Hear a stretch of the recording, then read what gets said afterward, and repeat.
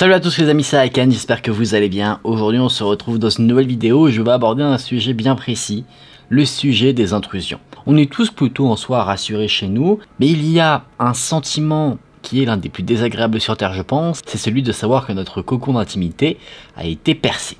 Et bien un pire sentiment que celui-ci, c'est celui de se retrouver nez à nez avec la personne qui s'est introduite chez nous. Je vais vous raconter des histoires où en majorité des personnes se sont retrouvées nez à nez avec des personnes qui ont fait du domicile d'une raser le leur. Et ça pue. Les amis, si la vidéo vous plaît, n'hésitez pas à la liker et à vous abonner à la chaîne. N'hésitez également pas à me suivre sur Instagram, le lien est juste ici ou dans la description pour rejoindre la communauté et voir ce qui se trame hors caméra. Beaucoup d'aventures avec mon chat. En tout cas, j'espère que vous allez passer un bon moment à mes côtés. Pour l'immersion, je vais raconter ces histoires à la première personne. J'espère que ça vous plaira, n'hésitez pas à me le faire savoir en commentaire. On est parti maintenant pour se plonger dans ces histoires d'intrusion.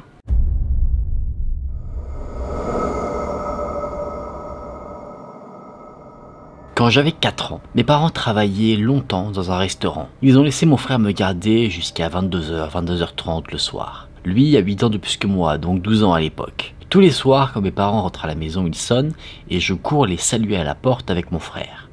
Un jour, la sonnette a été utilisée et quand j'ai ouvert la porte, à la place de mes parents, il y avait 4 hommes qui se tenaient là. Je pense qu'ils surveillaient la maison depuis un moment.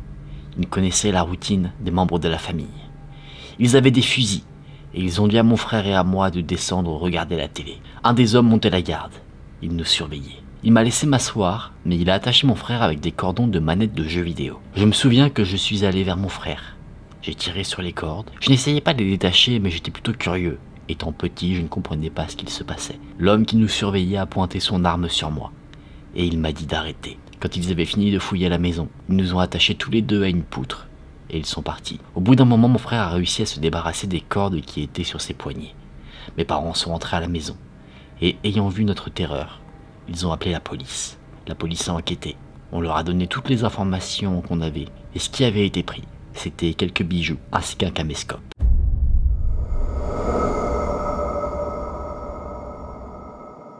Ma mère avait récemment cuisiné beaucoup de brownies. Un jour, elle en avait fait beaucoup. Beaucoup plus que d'habitude. On en a mangé quelques-uns. Mais pour une raison quelconque, nous ne les avons pas finis. Nous les avons laissés sur la cuisinière et nous sommes partis. Ma mère, ma sœur et moi, nous nous sommes endormis un peu plus tard, dans la nuit, alors que mon père, lui, était toujours en train de travailler. Ma mère savait que mon père serait à la maison dans peu de temps, donc elle a décidé de ne pas verrouiller les portes avant de s'endormir. On dormait. Mon père, lui, est rentré à la maison. Il s'est garé dans l'allée, et il a remarqué quelque chose.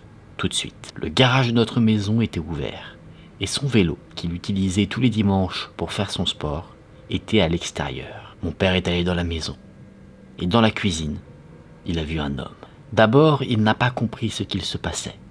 Il pensait que c'était un de ses amis qui était venu pour lui emprunter son vélo et qu'il attendait qu'il rentre pour pouvoir lui demander son autorisation. Mais dès que l'homme a remarqué que mon père était là, il a sprinté vers la porte arrière de la maison. Mon père l'a poursuivi, mais il s'est arrêté. Il savait qu'on était là dans la maison à dormir et il voulait s'assurer que nous allions tous bien. Il nous a réveillés et nous a réunis en bas. Mon père a inspecté les lieux et il a remarqué que l'intrus, qui s'était infiltré dans la maison, avait jeté son dévolu dès qu'il était rentré sur la table de la cuisine. La table où il y avait 3 portefeuilles. Qui n'avaient pas été touchés, mais ce qui avait été touché, c'était l'assiette de brownie. Il y en avait beaucoup moins que ce que nous avions laissé. L'homme qui était entré par effraction dans notre maison a ignoré nos objets de valeur et s'est directement jeté sur les brownies que ma mère avait cuisinées. Étant petit à l'époque, j'étais assez déçu par le fait que nous ne pouvions pas terminer cette assiette. J'étais plus énervé par ça que par le fait que nous ayons été en quelque sorte été volés. Évidemment, mon père et ma mère étaient très paniqués. Donc à la suite de ces événements, ils ont acheté un système d'alarme pour la maison. Et mon père, lui, n'a pas dormi pendant quelques jours. Rien n'a été volé, à part les brownies que ma mère avait cuisinées.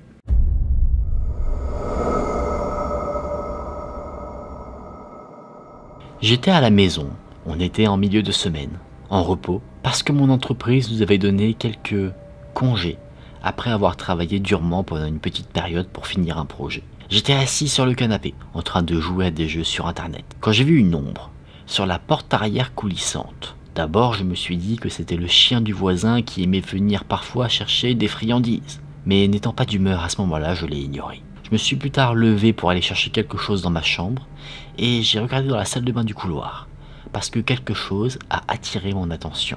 Il y avait un homme qui essayait de grimper par la fenêtre. J'ai couru rapidement pour tirer sa jambe vers le bas, pour le mettre mal à l'aise, pour que ses parties intimes soient écrasées contre le rebord. Il a crié de douleur, alors que moi je criais beaucoup plus fort qu'un intrus était là.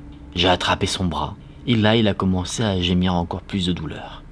Après cela, je l'ai poussé au travers de la fenêtre, et l'homme, une fois atterri sur le sol de l'autre côté, a pris la fuite. J'ai ensuite appelé la police pour signaler qu'il y avait un intrus, et j'étais plutôt satisfait du souvenir que je venais de laisser à celui qui voulait s'introduire chez moi.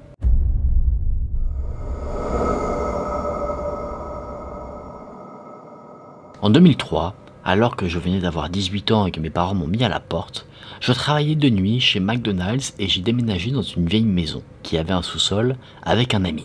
Travaillant de nuit, je dormais beaucoup le jour, mais quoi qu'il en soit, vers la fin de la matinée, alors que mon colocataire était au travail et que moi je me reposais au lit, j'ai entendu un moteur à l'extérieur de la maison et un peu d'agitation autour de la porte d'entrée. Je ne sais pas comment, mais quelqu'un était entré par effraction chez moi. Je les voyais. Il y avait plusieurs personnes qui se déplaçaient rapidement. Moi, j'ai été tétanisé. Je n'arrivais plus à bouger. J'ai décidé de rester allongé là, face au mur, sans faire un bruit pour ne pas me faire remarquer. Et à un moment donné, mon cœur s'est serré, parce que j'ai entendu la porte de ma chambre s'ouvrir. J'ai fermé les yeux, je faisais semblant de dormir, et j'ai entendu un silence pendant quelques secondes. Après cela, j'ai entendu des bruits de pas s'éloigner. Et dès que j'ai entendu ma porte d'entrée se fermer et que le moteur a redémarré, je suis sorti en courant. J'ai regardé par la fenêtre et j'ai vu une camionnette s'éloigner à toute vitesse. Ces hommes n'avaient absolument rien volé. En même temps, nous n'avions rien de valeur. Mais bien que rien n'ait été pris, le fait de savoir qu'un inconnu est rentré chez moi et m'a vu et n'a rien fait, ça m'a empêché de fermer l'œil pendant plusieurs jours.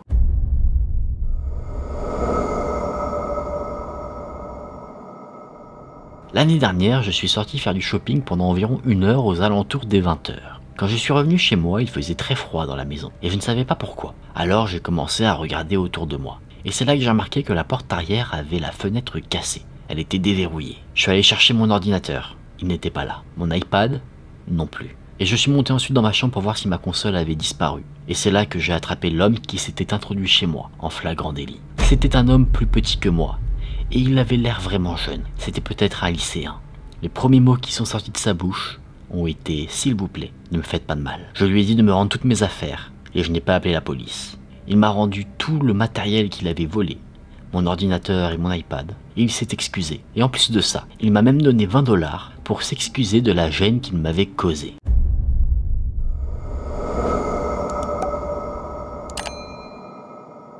Deux personnes sont entrées chez moi et l'une d'entre elles a pointé un pistolet sur ma tempe. Je l'ai poussé sur le côté et je lui ai dit « Vas-y, tire-moi dessus ». L'autre gars a pointé un pistolet sur la tête de mon ami et je les ai regardés me voler environ 5000 $. J'étais âgé de seulement 20 ans à l'époque, donc c'était une somme assez conséquente. Plus tard, les hommes sont ensuite partis, sans faire de mal à mon ami ou à moi-même. Mais la même année, quelqu'un a jeté une brique par la fenêtre de ma maison et est entré à l'intérieur. Et de ce que nous avons vu, il a rapidement été chassé par le chien. Encore plus tard cette année-là, quelqu'un a essayé de me voler sous la menace d'un couteau. Et sans que je ne lui donne rien, il m'a fait une légère coupure. Mon chien l'a mordu, au niveau du fessier, et l'a poursuivi jusqu'à un petit étang. L'homme a sauté dedans et il s'est mis à nager, en criant pour que je rappelle mon chien, pour qu'il ne lui fasse pas de mal.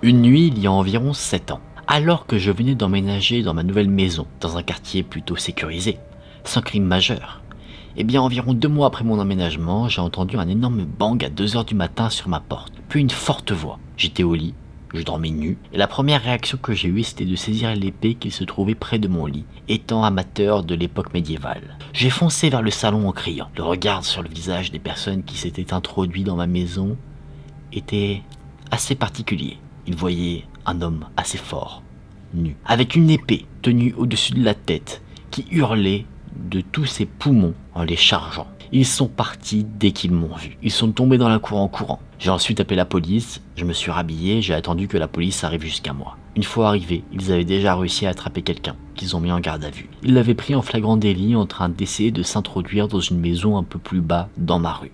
Ils m'ont confronté à cet homme et je l'ai reconnu. L'enquête a montré que cet homme était un drogué et qu'il cherchait un endroit pour pouvoir passer la nuit.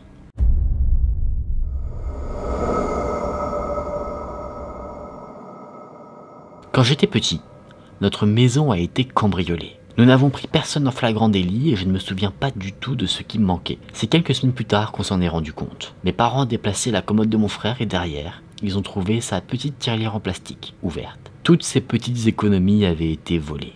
On n'a pas perdu grand chose après ce cambriolage, mais 30 ans plus tard, marqué par cette expérience, je vérifie toujours 2 ou 3 fois que les portes et les fenêtres sont toutes verrouillées avant de quitter ma maison. Et à chaque fois que je quitte la ville, je me pose toujours la question de si j'ai bien tout verrouillé.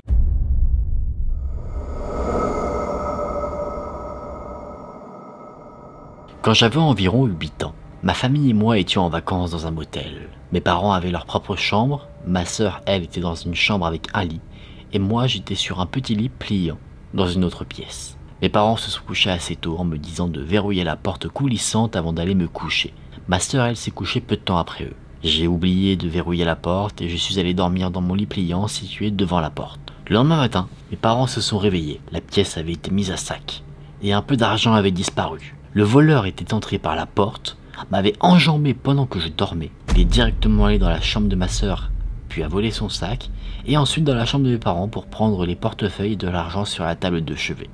Ensuite, il m'a renjambé pour sortir, et il est parti. Cette expérience nous a empêchés de dormir, moi et toute ma famille, pendant 1 semaine. Et ça m'a également donné l'instinct, bien que j'étais jeune, de toujours verrouiller les portes.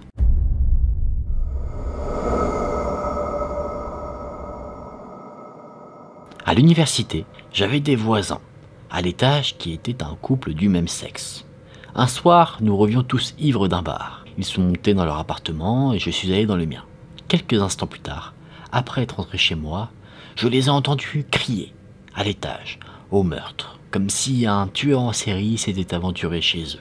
C'est là que j'ai vu quelqu'un, en combinaison, courir près de ma fenêtre. Apeuré, je me suis glissé dans le placard et j'ai appelé la police. Évidemment, ce qu'ils ont dit, c'est que, en rentrant chez eux, ils ont vu quelqu'un avec un couteau, à la main, en train de fouiller dans leurs affaires.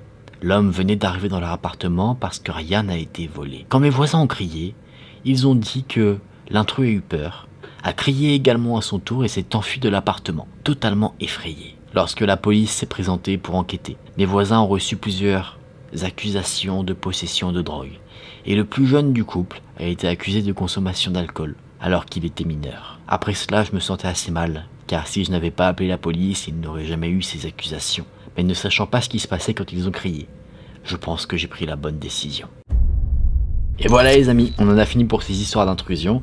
Je pense pas que la vidéo sera très longue, mais c'était des histoires que je voulais vous partager parce que c'est pas forcément des histoires d'intrusion super dramatiques, parce que il y a toujours un petit truc un peu cocasse je trouve dans ces histoires, parfois plus que d'autres. Je pense notamment quand la personne qui vit dans la maison a totalement dégommé la personne qui s'était introduite chez lui en lui écrasant ses parties intimes sur la fenêtre. Je pense que ça, le cambrioleur s'en souviendra et il va pas retenter de faire ce genre de coup rapidement. Je pense que ça lui a laissé un très mauvais souvenir. Je trouve aussi ça assez amusant, le cas du cambrioleur qui semble être lycéen et qui dit désolé, et au final tu te fais cambrioler mais tu repars avec plus de choses qu'avant le cambriolage, avec le jeune qui dit désolé d'avoir cambriolé, je te donne 20 $, on n'en parle plus. Fait qu'il aurait mieux valu quand même appeler la police, comme ça vraiment ça marque le coup, parce que là le jeune peut toujours retenter l'expérience. Ça n'a pas été notifié qu'il a tenté quand même de s'infiltrer chez quelqu'un. Ce qui est fou avec toutes ces histoires, c'est qu'on a vraiment plusieurs types de cambrioleurs. On a ceux qui sont vraiment très dangereux, vraiment, qui pourraient faire du mal à une personne juste pour voler des objets de valeur, et on en a d'autres qui, limite, tu te dis, qu'est-ce qu'ils font là? Le cas avec le couple du même sexe, tu te dis déjà de visu, la personne a l'air dangereuse quand même, elle est armée d'un couteau en train de fouiller dans les affaires de quelqu'un, mais elle prend super peur quand elle se fait prendre en flagrant délit et elle s'enfuit. Alors que dans d'autres cas, des personnes qui peuvent ne pas être armées du tout, eh bien eux, ils peuvent s'en prendre physiquement à ceux qui vivent dans le domicile.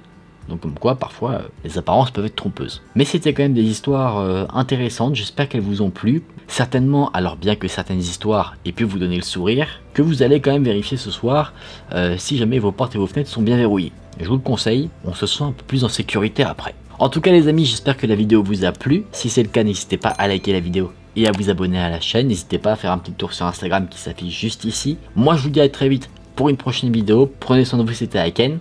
Salut!